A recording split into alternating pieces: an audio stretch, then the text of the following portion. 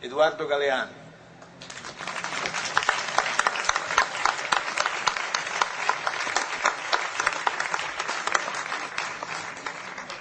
Hola, buenas noches a todos. Ante todo, estoy moralmente obligado a contestar algunas viles calumnias de Gianni Minà. En primer lugar, Las Venas Abiertas no fue escrita hace 40 años, sino 30 y un poquito. Y en segundo lugar, eso de que yo soy irónico y sarcástico no corresponde a la realidad. Yo simplemente cuento las cosas que veo, las cosas que escucho. Por ejemplo, el otro día yo escuché a un cocinero que reunió a las aves, a las gallinas, a los gansos, a los pavos y a los faisanes y a los patos. Y yo escuché lo que el boco les decía, lo que el cocinero les decía. Me pareció interesante y quería contarles lo que escuché. El cocinero les preguntaba con qué salsa querían ser comidas. Una de las aves, creo que era una humilde gallina, dijo: nosotras no queremos ser comidas de ninguna manera. Y el cocinero aclaró: eso está fuera de la cuestión. Me pareció interesante esa reunión porque es una metáfora del mundo. El mundo está organizado de tal manera que tenemos el derecho de elegir la salsa con la que seremos comidos. Dicen que es un mundo democrático, pero yo me pregunto hasta qué punto es democrático un mundo donde la soberanía se ha convertido, la soberanía de los países se ha convertido en un objeto de museo.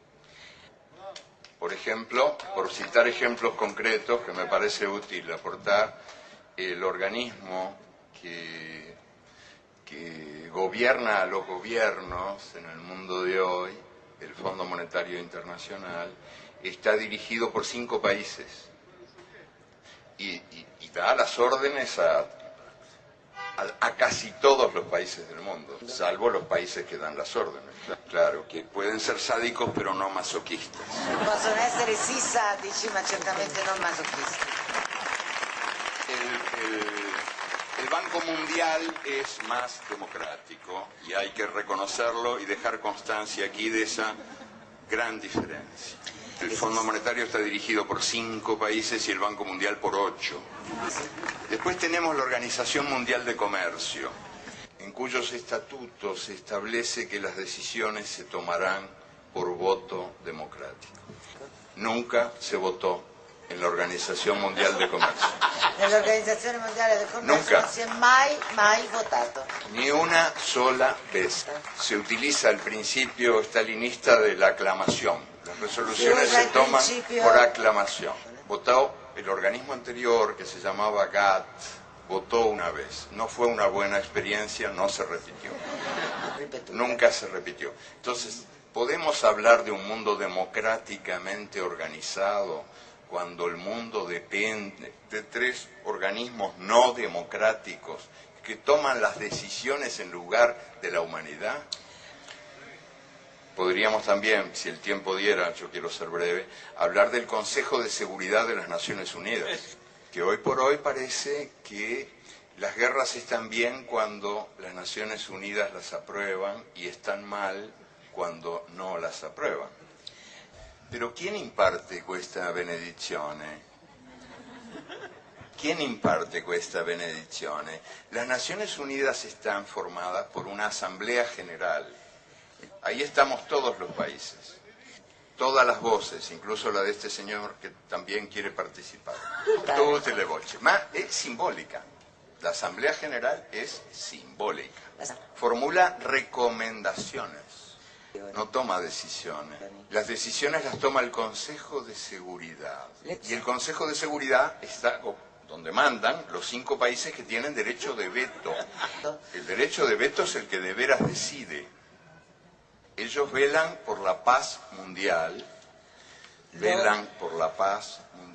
pero son también los 5 principales fabricantes y vendedores de armas en el mundo. Tutelano.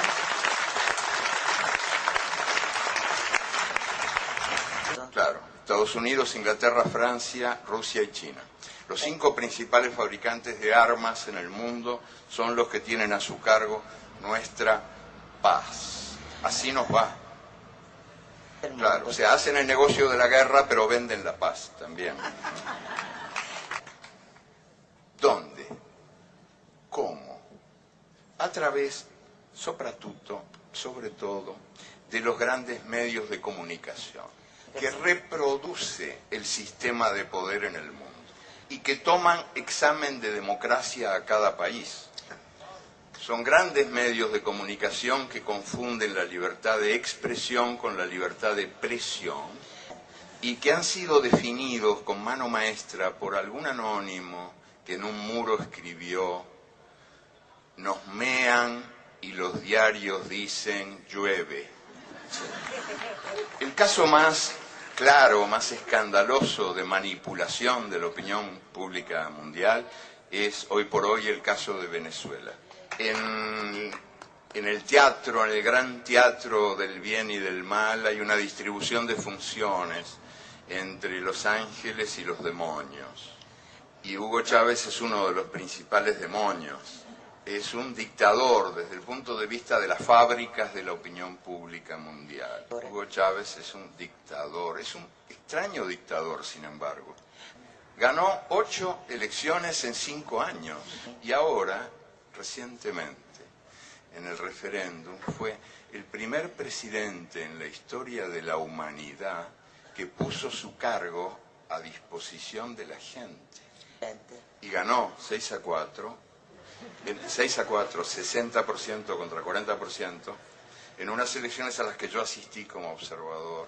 Sí, puedo dar testimonio de que fueron elecciones transparentes, donde por primera vez se logró evitar que votaran los muertos, que en Venezuela tenían la mala costumbre de votar, que es una mala hábito, una negativa hábito, ¿no? Y también se logró evitar que cada persona votara varias veces, por el mal de Parkinson, que mucha gente ponía muchas veces votos en las urnas, ¿no? La misma persona. Entonces Venezuela es un país extraño donde ocurre esto y al mismo tiempo uno asiste a las denuncias por la falta de libertad de expresión.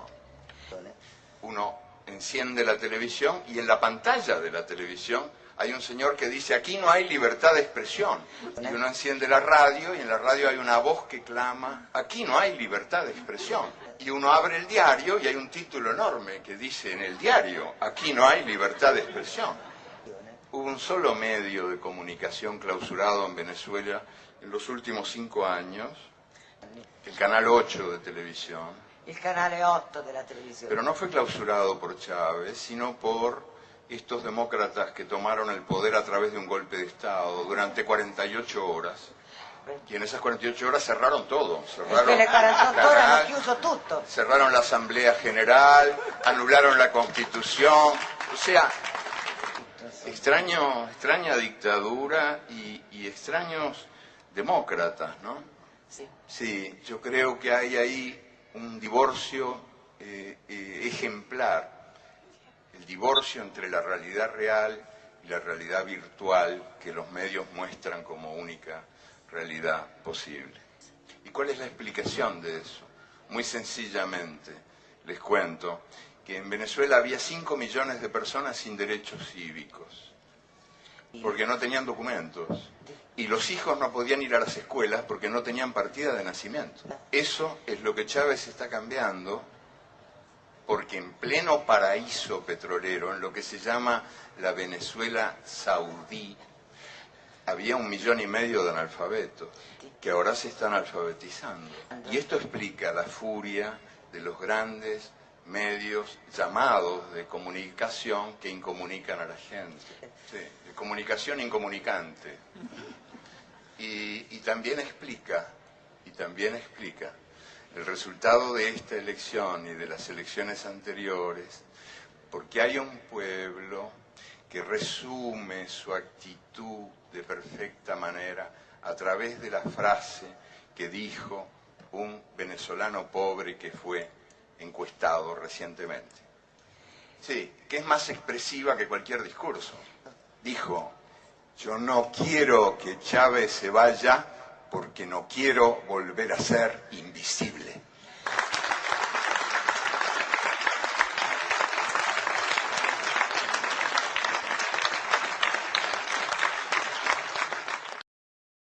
Simplemente cuento las cosas que veo, las cosas que escucho. Por ejemplo, el otro día yo escuché a un cocinero que reunió a las aves, a las gallinas, a los gansos, a los pavos y a los faisanes. Eduardo Galeano.